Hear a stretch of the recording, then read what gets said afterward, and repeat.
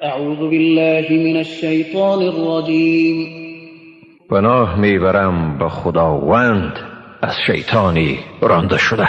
بسم الله الرحمن الرحیم.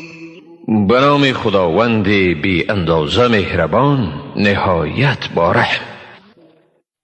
ارأیت الذی یکذب بالدین، آیا کسی را که روز جزا را تکذیب میکند دیدی؟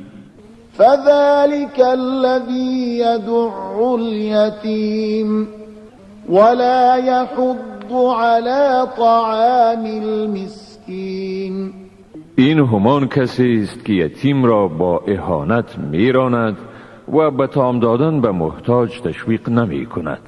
فویل للمصلین الذین هم عن صلاتهم ساهون الذین هم یراءون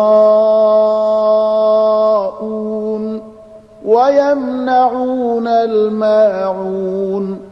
پس وای بر آن نمازگزارانی که از نمازشان غافلند، آنانی که ریا می کنند و سامان مورد نیازمندان را از ایشان دریغ می دارند.